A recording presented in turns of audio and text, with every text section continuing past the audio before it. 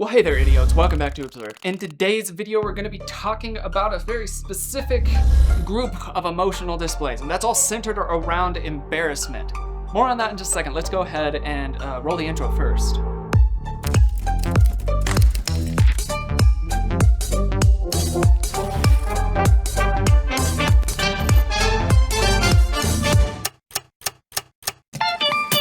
Okay, chances are, if you are alive on this planet right now, you have felt embarrassment at some point in your life. Some people, especially those with social anxiety like myself, are prone to feel more embarrassed, while others, I don't know, might honestly, they might benefit from experiencing it a touch more than they seem to normally. But what exactly is embarrassment? Psychology Today summarizes it nicely in saying that embarrassment is a painful but important emotional state. They go on to say that most researchers believe that the purpose of embarrassment is to make people feel badly about their social or personal mistakes as a form of internal or societal feedback so that they learn not to repeat the error later. This can be a positive and beneficial response system during times of needed internal or social adjustment or correction, but it isn't always inspired by a misstep or a mistake. Embarrassment can be triggered by a whole myriad of stimuli. Receiving a compliment in front of a number of people can cause someone to feel embarrassed just as much as being called out for inappropriate behavior can. With this in mind, many refer to it as a self-conscious emotion. That being said, embarrassment is not exclusively felt firsthand either. People who are more empathetic can also feel embarrassment on behalf of someone else entirely. A person can also experience secondhand embarrassment when viewing a person doing or behaving in a way that is problematic that might reflect poorly on both the person acting out and the person observing. For example, if a parent sees their child doing something that they shouldn't, they might feel embarrassed on behalf of the child and also on behalf of themselves in relation to the child. Even though embarrassment itself can be, and oftentimes is, a beneficial experience for learning and growth, it can become an increasingly negative response as the related emotions of shame and guilt also come into play. Some people are more prone to experience enhanced feelings of shame and guilt during embarrassment, while others are capable of easily ignoring the initial discomfort of the emotion in general. To provide yet another example, a person who wrestles with social anxiety could easily spiral into overwhelming shame over a slight social faux pas, whereas a person who is on the psychopathic spectrum, for instance, might be able to shrug off any social repercussions of their actions, regardless of how severe they might be. With this basic understanding of embarrassment under our belts, today's video will be focusing on the nonverbal representation of the emotion. Embarrassment, along with many of the other complex emotions, is a blend of the 7 universal emotions we know today. One can often see combinations of fear and surprise blended with other emotional states like sadness, anger, and even happiness all come together to create the state of embarrassment. Oftentimes, prolonged eye blinks, brow manipulators, and a breaking of eye contact will be seen in concordance with the other mentioned emotional displays. Coupled with these more overt movements, one can expect to see the physiological responses of flushing, sweating, and verbal processing difficulty add themselves into the proverbial nonverbal stew. Being able to accurately spot and register the emotion of embarrassment in oneself and in those around can enable deeper social connection and understanding, as well as a better understanding of one's own psychology and triggers. Today, we will be watching a collection of game show contestants as they answer various questions or prompts. The catch is that all of the answers given are unintentionally silly or even just flat out wrong, causing the contestant to feel immediate embarrassment or shame directly after the answer is given. This will allow us to be able to see genuine emotional responses by people feeling genuine emotional states. I have not seen this footage myself. I wanted to kind of walk into it and have it be a blind react with you, but with the knowledge that we now have, I think that's enough of the disclaimers and precursors and everything. Let's go ahead and actually start watching the video itself. During what months of pregnancy does a woman begin to look pregnant? September.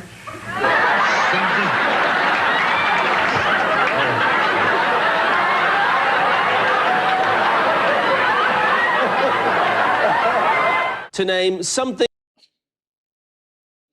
Okay, so right off the bat, you can immediately see we're seeing the pulling to the sides of the mouth there and the partial fear expression. We're seeing definite breaking of eye contact down into the side. We're starting to see some of the facial manipulators come in as she's covering her mouth, and all of these are indicative of something has just escaped my face that I didn't intend on escaping my face in that way, and now I'm feeling self-conscious about it. We're seeing obviously that this is going to be towards that area of happiness being mixed in instead of the fear or anger or anything along those lines, which I don't know. I feel like that's probably going to be more consumable for a video online anyway. So that's our initial, immediate, already very clear nonverbal display of what we're going to catch here. And as we go through this, we will be able to see these similarities of nonverbal displays across a myriad of people.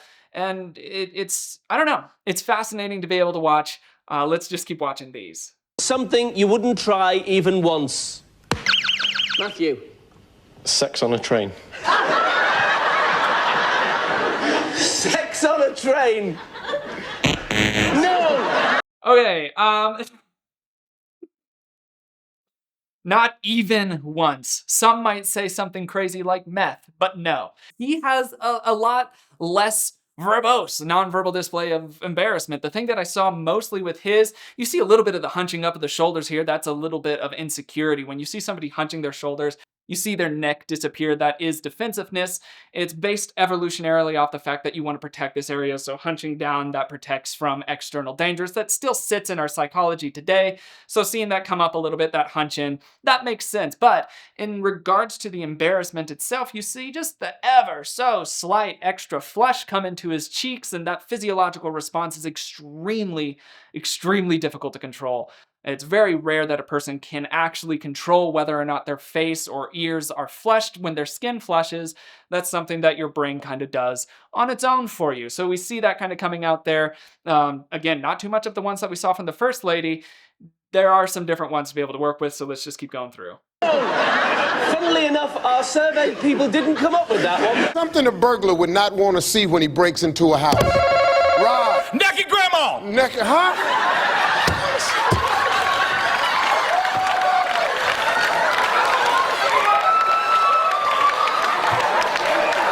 I don't want to see that either. Real or Naked grandma! Okay, yeah. I mean, I can't disagree with the statement. As far as his nonverbal communication, you could see a little bit of sheen coming in on the side of his face there. That would be that sweating. Also a little bit of flush coming into his face as well. You see some of the shrugs come in there. They're fairly overt. That's uncertainty. And then you see him checking in with his peers. Now that check-in with his peers is something that's done to be able to build a level of rapport and get a little bit of comfort, more or less, from that. Anytime that the person is feeling very very attacked, or like they've done something embarrassing like that, they will oftentimes check in with their clan. This could be parents, this can be friends, this can be whatever group that they're with at the time that they have more of an allegiance to at the time. They'll go to check in, and this is for comfort and safety in numbers. So we see those things coming out there, all centered around the naked grandma. So anyway, moving on to this next little person here. or fictional? Name a famous Willie.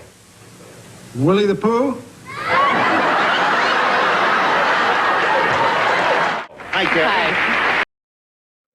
Willie the Pooh. I do not know Willie the Pooh. Willie the Pooh sounds like the type of show, you know, like one of those knockoff mockbusters as they're called. You've watched Denny Gonzalez's video on ratatouille, you know exactly what I'm talking about. Now, for this guy, he doesn't do too many overt displays of embarrassment that I can see. There's still the laughing. Obviously, everybody's laughing. They're gonna laugh. But the thing that I am noticing that many people will do is that they are breaking eye contact very regularly. Sometimes they'll check back with their group, which I talked about in the last little segment, but at very least, they have difficulty holding eye contact with the host of the show because of their silliness. They feel embarrassed, and it's much more difficult to hold eye contact when feeling embarrassed. So far, every single person has broken eye contact after their silliness. Also, just making a side note, this doesn't seem to be just like game show answers. This seems to be a compilation of more or less exclusively Family Feud answers, which I guess makes sense, but yeah, details. Anyway, moving on. You know, John? Yes, we do. Doesn't she have pretty nipples, pretty dimples there, John? Gentlemen, tell me, what is your... Okay, so that is a Freudian slip if I ever heard one before, and the thing that immediately pops out there, he freezes a bit, but facially, when we're talking about his expression, you see the very slight pulling to the corners of the mouth again, in the classic partial display of fear. I call it the oops expression. It's not full on, you're not afraid, it's not related to terror or anything like that, but it is still in the vein of fear, albeit dialed back a substantial degree. So he has that come in there, a little bit of freezing and the laughing still. He does break eye contact with the people, looks off to the side, that still tracks. But we're seeing these very, very clear patterns of what embarrassment looks like for a person. Tell me, what is your favorite part of our Newlywed Game set? Jim? Probably wife number 2.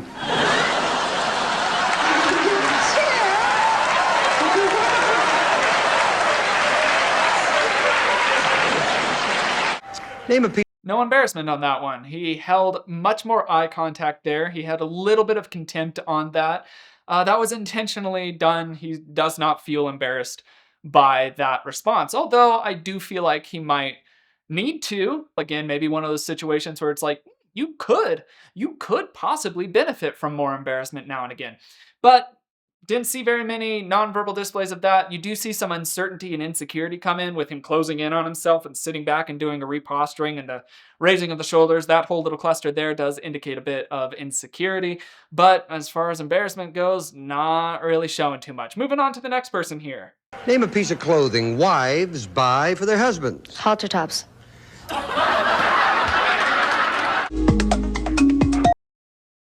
I don't think that's what he meant. It was such a short clip. There wasn't too many things after that. Looks like we're gonna do some Wheel of Fortune now, and that's different. Edgar. Fish love? Sorry.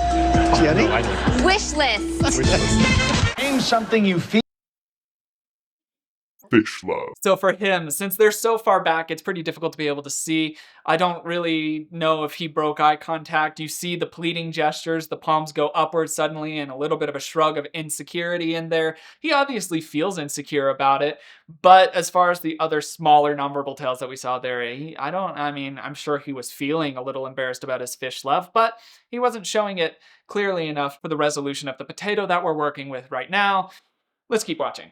You feel before you buy it. Excited. A vegetable you. Breaking of eye contact, what do you feel before you buy it? Whatever it is, excited. Okay, we got that one. I think that's enough. Let's go ahead and keep going. You marinate. Grapes. Name something you. Name something you marinate. Grapes. Ooh, okay, I hope not. Hey, are you watching this and you marinate your grapes? Let us know in the comments below so that we can send help. ASAP. His nonverbal displays that we saw for that, obviously the shaking of the head, that's a no in the American culture. That would make sense. But then you see a little bit of insecurity coming in with the raising of his shoulder there. But since he's facing downwards, the rest of the tells that we were noticing or mentioning aren't nearly as applicable. Now we're back over to Family Feud here. We'll watch a few more of these and then we'll wrap it up. I think, yeah, you know. Something you might buy that could turn out to be phony. Yeah, A horse. the dreaded phony horse gag. Name some. Ooh. So with his, immediately there are a slew of nonverbal things that happen for him. He breaks eye contact. You see him pushing his eyebrows together and upwards, which is interesting. That is lightly a sign of sadness. It can also be seen in fear, but those are still related to the feeling of embarrassment. Perhaps it's sadness out of like, this was a decision. I did just make the decision to say horse right now. Could be fear that he just made the poor decision of saying horse right then and there. But then along with that, you see some of the shrugs in there. Everybody has the laugh that we're accustomed to seeing. That for those of you that don't know, in these sorts of situations, a laugh like that is even used subconsciously to diffuse. A person who is laughing is more likely to be laughed along with, and is less likely to be picked on. If you can laugh at yourself, for instance, it diffuses the likelihood of other people laughing at you. Those sorts of mantras come from this concept. So we see that coming in there very regularly. Let's just watch a few more of these and then we'll wrap up. Name something that can kill a lively party. A gun. The most romantic. Yeah. Romantic sounding musical instrument. Drones. Name something you might. Don't know what he said there. He said something or another. It was pretty hard to hear, but he does a little shrug in there and breaks eye contact again, dealing with the same tells as per usual across everyone. As you could see, it doesn't matter age, it doesn't matter your background, it still displays similarly across everyone. So being able to understand these tells and keep them in mind will help you understand the world around you a fair bit more. Here we go. You might accidentally leave on all night. Yes. Your shoes. Name something people. I don't know that I've accidentally left my shoes on all night long. Honestly, I can't really think of a time that I accidentally left my shoes on. Unless it's like, yeah, you went over to a friend's house or your family's house or wherever and they're not supposed to have shoes on inside and you forgot to take them off.